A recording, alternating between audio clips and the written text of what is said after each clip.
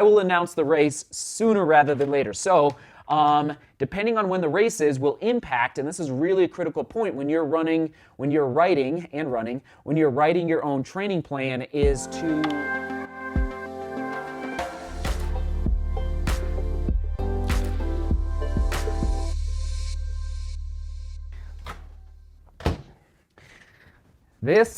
everyone, welcome to the channel. This might be one of the more difficult vlogs that I've ever tried to put into my brain and communicate to you as clearly as possible. And what I'm realizing is that we need to do a live stream. There's just so much information to communicate.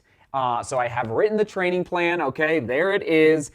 It's done, it is in pencil. You know how I write in pencil. I guarantee, in fact, I think it's wise to, first of all, be flexible in your training plan to a certain extent, but I guarantee this training plan is going to adapt just a little bit. For example, as I integrate turnover workouts into the training regimen. Why? Because I'm 35 years old, and the last time I was really honed in on turnover workouts was back in college at CU. So we're going to do a live stream next week, talking in more depth, more detail. If you want to dive into the intricacies of this training plan and my overall training philosophy, make sure you come to that live stream. I don't know when it's going to be. It'll be, I don't know, maybe Wednesday or Thursday of next week. Okay, so stay tuned. Probably Wednesday or Thursday. Okay, stay tuned for that. Let's dive in. Here we go, and I'm going to do my best. Oh yeah, I have made a vlog, upper right-hand corner, how to write a training plan, the steps that I go through, and I'm already breaking, I believe it's step number 1 is that I have yet to pick a race. As you know, the Miami Half Marathon was scheduled for, I believe it was January 31st, and it was canceled, so I'm still projecting for mid-January, late January, and no later than early February, which will impact a little bit the workouts and the volume of training that I do over the next couple of weeks, but especially later in the training block. Also, keep in mind, as I'm communicating with you, my aspirations and my goals, which we're going to talk about here in a second as far as my pacing goals, I'll do my best to convert those goals to your goals, but to simply guide you just a little bit in your decision-making process with respect to volume and pacing, okay? Let's dive in. Here we go. Oh, thanks for being here. Hope you're doing well. And I realize this is a little bit of an abnormal vlog. The fact that I'm just sitting here at my kitchen table. I have spent, a good chunk of the day plotting out the training plan. I'm not out running. I'm not running in the mountains. I'm not doing fun stuff in the gym, but the roadmap is, yes, a critical part of your entire training block, making sure you have a sound roadmap that you believe in, that you trust in, whether you're creating it yourself, whether you bought it online, or whether your coach created it for you. And here we go. Let's dive in, because you know how I can go on and on. So we're going to talk about volume first, and then I'm going to break down how my week is going to play out, and I'm going to show you specific workouts within the training block. All right, here we go. So first of all, you know me, I'm old school to a certain extent, and I'm evolving as well as a coach, as an athlete, as someone who likes to be the mad scientist, and I'm definitely, old school in the sense that I'm in the Arthur Lydiard camp. In fact, okay, here's one of the books that I'm using, and I'm realizing I'm gonna have to make a vlog all about my running books. I have a lot of running books, but one of the ones that I'm always going back to, just as like a gentle reminder, is Running the Lydiard Way. So Arthur Lydiard, most of you have heard his name. He's kind of the grandfather. He's no longer with us, but he's kind of the grandfather of endurance training. And anyway, he was from New Zealand back in the, he coached, a lot in the 60s, 70s, et cetera, et cetera. So my volume is connected a lot to the fundamentals that I learned under Mark Wetmore and, yes, in this book, Running the Lydiard Way. So here we go. 40 miles for the first week, 60 miles this week. We're in week 2 right now when I'm recording this. 80 miles, 90 miles, 100 miles by week 6. And keep in mind that this training block depending on when the race is going to happen, again, I'm going to register very, very soon, and I'll just tell you right now that my ideas for a backup race are in ideas, plural, Florida, Louisiana, Arizona, and Texas. Okay, so those are the 4 states that have races in late January, early February that are on my radar. I will announce the race sooner rather than later. So, depending on when the race is will impact, and this is really a critical point when you're writing your own training plan, is to understand how long the training block is going to be. Traditionally, a marathon training block is about 16 weeks.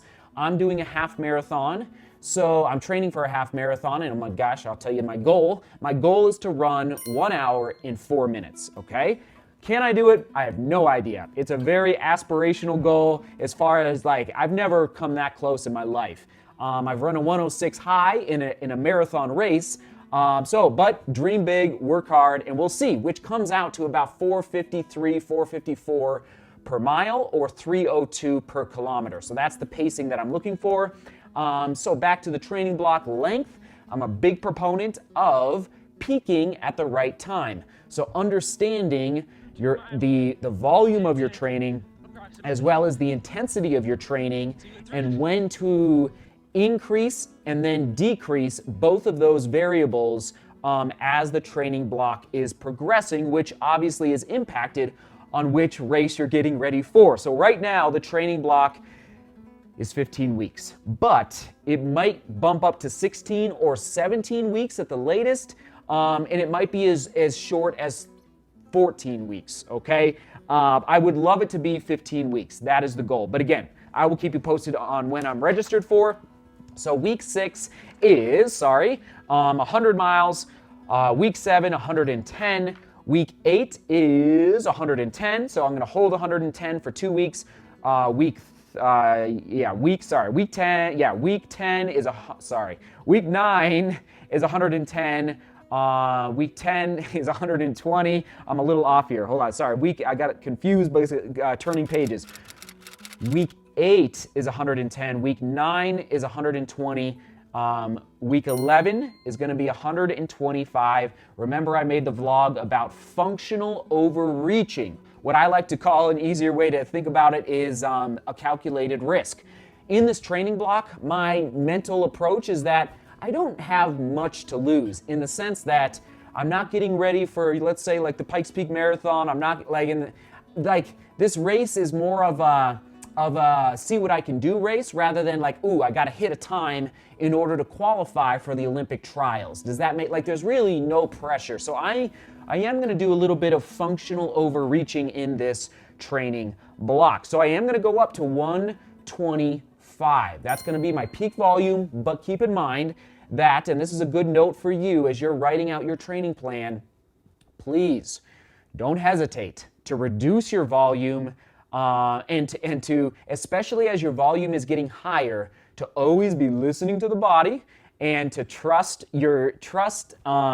what your body is telling you. So once I approach 110 miles, I'm going to pause, and that's why I'm going to do 110 miles back to back, and I'm going to listen really critically to see, okay, can I go higher or do I need to stay there? And that's going to happen right at week 8, week 9 of the training block. So about basically halfway through the training block, if not just a little bit past halfway through the training block, all right? And I realize I got to get through this a little quicker because you can't sit here all day, but I appreciate you tuning in here for my training every week, Monday through Sunday, okay? My week starts on Mondays, and I'm struggling with this decision, but I'm sticking to it.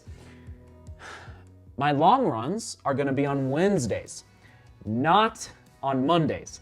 Getting ready for Pikes Peak, getting ready for the Azores, which didn't happen for me. Mondays were my long runs. Why? Because I felt like I needed that endurance. And yes, as the most important training session of the week was the long run. But now what I'm transitioning to is speed endurance on Mondays, okay? What does that mean? Pushing, basically making sure that my most important training, which is why it's on Monday, and I'll come back to that in a second, is being conducted at my race pace goal. So 4:52, 4:53 a mile, or 3:02 per kilometer.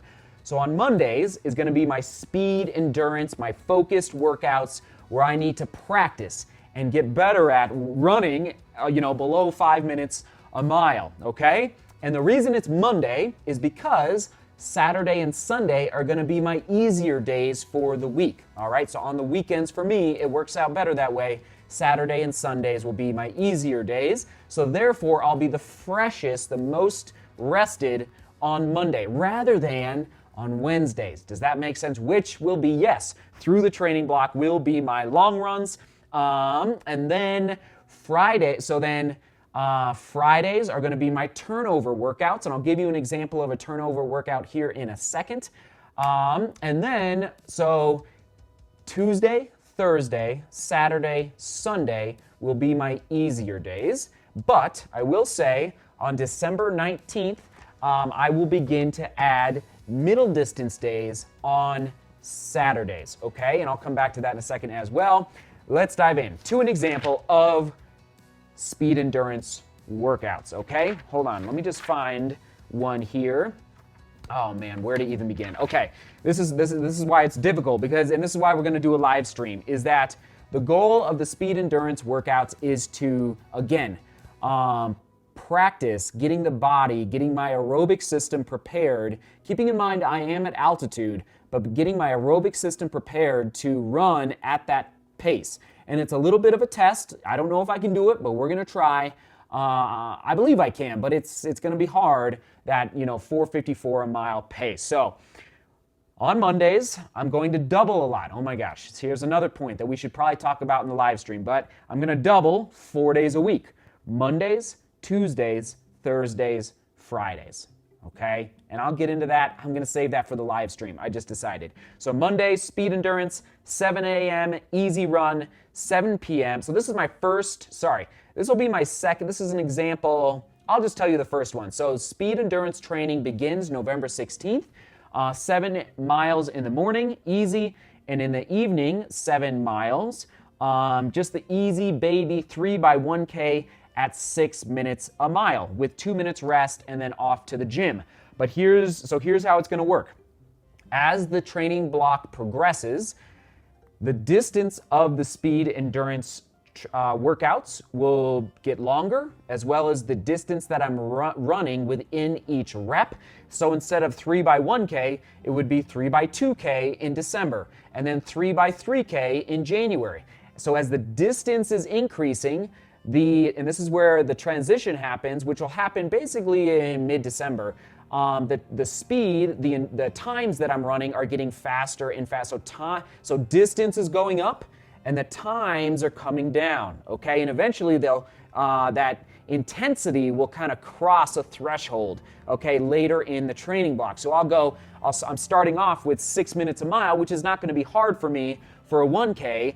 And then toward the end of the training block, I'll be dropping it down to that, it's going to be hard, but down to that, keeping in mind I'm at altitude, but I'm thinking as if I'm at sea level just for now, so it doesn't get confusing for you, dropping it down to that 4:54 a mile pace. And I realize for me, I communicate in miles and kilometers. It's just weird how the brain thinks, like, I won't get into that. Okay, once again, the live stream, okay? So later in the training block, I'll do, let's just give you an example. I'll be doing 2x1K, 3x2K, 4x3K, and then 1 5K at the very end, okay? All shooting for that 3:02, but again, I'm at altitude, but 3:02 per kilometer. Okay, so that'll be one of the that'll be basically the most difficult speed endurance session. I got to move on. Here we go. Long runs, boom, boom, boom. So rule of thumb to calculate your long runs is 20% of your weekly volume. Okay, that's a tried and true rule of thumb for calculating your long runs out there. Okay, so if you're wondering about how long your long run should be, that is a good rule of thumb. So I will go all the way up because I love it, and I think I need it. I really do, even though it's not a marathon that I'm getting ready for. I am going to go up to 23 miles on December 9th, but like in January, on January 6th, and thanks for listening to all this. I realize it's a lot of detail, but I just want to give you as many examples as possible. But let's say 3 weeks before the race, roughly, it'll be a 20-mile long run, depending on which race I register for, an 8K warm-up, a 5x3K at 5:30 a mile with a 1K recovery, and then the 1K recovery is not going to like a walking or a jog. It's going to be, you know, probably 6:45 a mile approximately, and then a 10K cool down, okay? So anyway, Wednesday long runs, Tuesday, Thursday, easy days. And when I say an easy day, oh boy, the boys are getting home here. Okay, the boys are getting home. Hold that thought real quick. And I'm back, and I'm all right. The boys are home from school, so I got to wrap this up. And I'm realizing I'm going long here, but thanks for listening. This is fun, but we'll do more of this in a live stream. I'm realizing I went into maybe too much detail, but I hope you're still watching out there. So for the doubles on the easy days, I want my volume, like 120 miles a week is no joke. So on Tuesday, Thursdays, I will be doing 10 in the morning, 7 at night. So 10 miles in the morning, 7 miles in the evening. As well, strides, and eventually I will add diagonals into the mix. When is that start? I believe it starts December 1st, okay? So about a month from now, roughly. And the diagonals I mentioned in yesterday's vlog while talking with True Love about across. So strides, in case you don't know what a stride is, it's picking up the pace, not an all-out sprint, but definitely picking up the pace to the point, yeah, I mean, it's to work on your turnover is what it is, to get the legs moving after a lot of maybe easier running or slower running, just so you're, you know, continuing to recruit those fast twitch muscle fibers. So that'll happen after my 7 p.m. my afternoon runs as well. I realize that was a ton. I'm trying to think what else real quick. Question of the day here in a second. Oh my, I didn't even get into turnover. Okay, real quick. On Fridays, turnover workout. For example, in, let's just throw one to you. Let me just pick one. Okay, here we go. November 20th. November 20th, I'll do 5 by 100 meters, 4 by 200 meters, and 3 by 400 meters. So faster paced running, not really concerned about my breathing. You know, it's not, you know, I will get it on, you know, it won't even be anaerobic. You know, I'll be breathing hard, but it's going to be such short reps that I'm just not concerned about the breathing side of it. But it's all about that leg turnover. Since I'm getting ready, I'm coming off of the mountains down to faster paced running on pavement, on the tarmac, okay? So Fridays are going to be turnover workouts, so faster paced running, okay? And again, I'll be doing a run in the morning and then the workouts in the evening. That is that. Question of the day. What questions do you have for me? And I probably, so what questions do you have for me about my half marathon training plan? And if you want to apply it to your personal running goals in the next 3 to 4 months, that's great as far as which distance you're going to be getting ready for. And then I probably won't be able to type back fast enough to all of your questions. Therefore, I will grab as many of the questions for the live stream next week. Sound good? Thanks for being here. Thanks for watching. Oh, it's going to be fun, everybody. I'm excited. Onward and upward. Okay, we'll toss it to, I don't even know what. We'll toss it to, you know, oh yeah, how the steps I go through for writing a training plan. Right there. The steps to go through for writing a training plan. Onward and upward. Seek beauty, work hard, and love each other. See you tomorrow.